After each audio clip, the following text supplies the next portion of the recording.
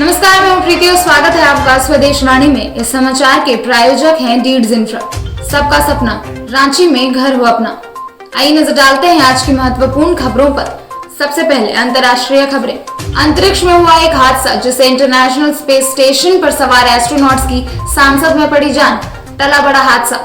पृथ्वी की कक्षा में चक्कर लगा रहा इंटरनेशनल स्पेस स्टेशन अंतरिक्ष का एक छोटा मलबा रोबोटिक आर्म्स से जा टकराया।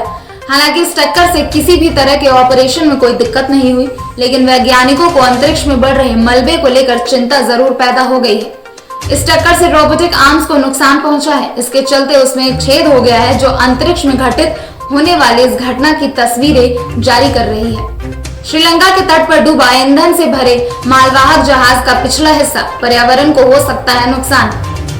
E10 केमिकल से भरा मालवाहक जहाज श्रीलंका के पश्चिमी तट पर डूब रहा है। इसकी जानकारी श्रीलंकाई सरकार व नेवी ने बुधवार को दी। उन्होंने इसे श्रीलंका का अब तक का सबसे बुरा समुद्री हादसा करार दिया है।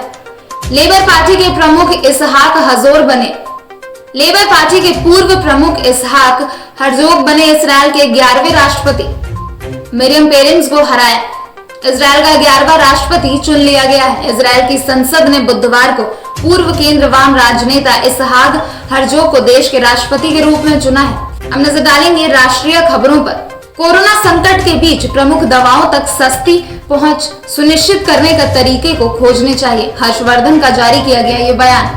हर्षवर्धन ने कहा कि निजी कंपनियों के कोविड वैक्सीन के बौद्धिक संपदा अधिकारों से चिपके रहने की कोई गुंजाइश नहीं है।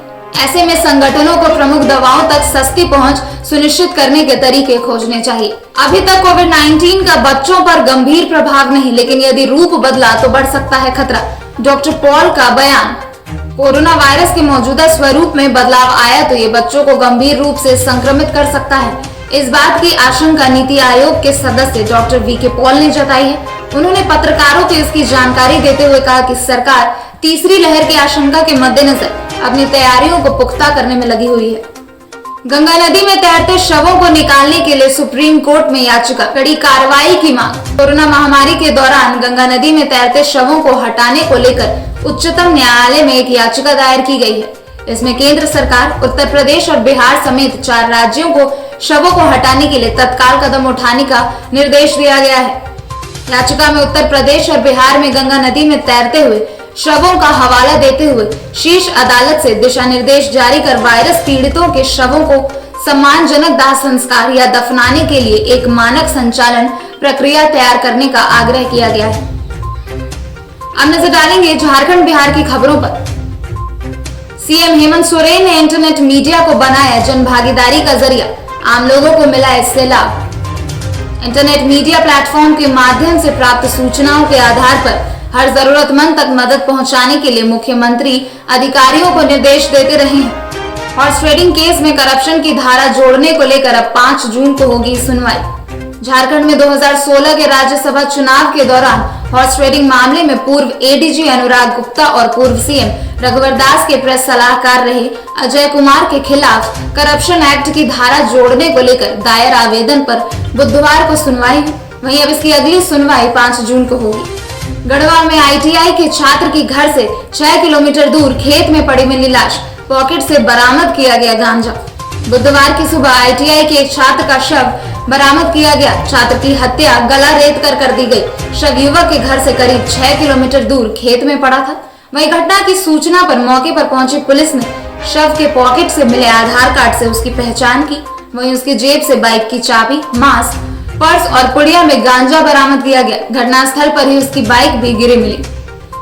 बिहार के शिवहर में अब 1 दिन के अंतराल पर खुलेंगी दुकानें। डीएम ने जारी की गाइडलाइन।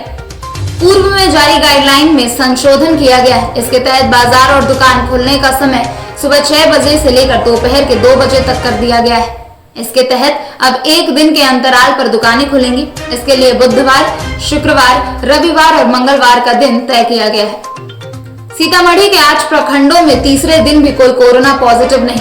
934 की जांच में 15 पॉजिटिव मिले। कोरोना संक्रमण की रफ्तार में गिरावट और उतार चढ़ाव बरकरार है, लेकिन संक्रमण की दर नीचे जा रही है। लगातार तीसरे दिन 8 प्रखंडों में से एक भी पॉजिटिव केस नहीं मिला। 934 व्यक्तियों की जांच हुई, जिनमें 15 पॉजिटिव केस सामने आए। इस प्रकार कहा जा सकता है कि संक्रमण की दर काफी घट चुकी है। अब नजर डालेंगे खेल जगत की खबरों पर। आईपीएल को लेकर बीसीसीआई हुआ सख्त। रिपोर्ट में दावा, फेज 2 नहीं खेलने वाले विदेशी खिलाड़ियों की सैलरी कटेगी। वहीं सितंबर अक्टूबर में यूएई में होंगे 31 मैच। ओसाका के नाम हुआ एक और रिकॉर्ड। जापान की टेनिस स्टार ने 12 महीने में 402 करोड़ रुपए कमाए। सबसे ज्यादा कमाई करने वाली महिला एथलीट बनी। जापान की स्टार महिला टेनिस प्लेयर नाओमी ओसाका इन दिनों फ्रेंच ओपन से नाम वापस लेने की वजह से चर्चा में है। ओसाका के नाम 9 ग्रैंड स्लैम खिताब है। इसके अलावा उनके नाम एक और रिकॉर्ड भी है। उन्होंने पिछले 12 महीनों में करीब 402 करोड़ रुपए यानी $55.2 मिलियन की कमाई की है। ये थी आज की प्रमुख खबरें। कल फिर मिलेंगे इसी समय पर। तब तक के लिए बने रहें स्वदेशवाणी के साथ और साथ ही देश और दुनिया से जुड़ी बड़ी खबरों के लिए हमारी ऑफिशियल वेबसाइट www.swadeshwani.com पर लॉगिन करें। धन्यवाद।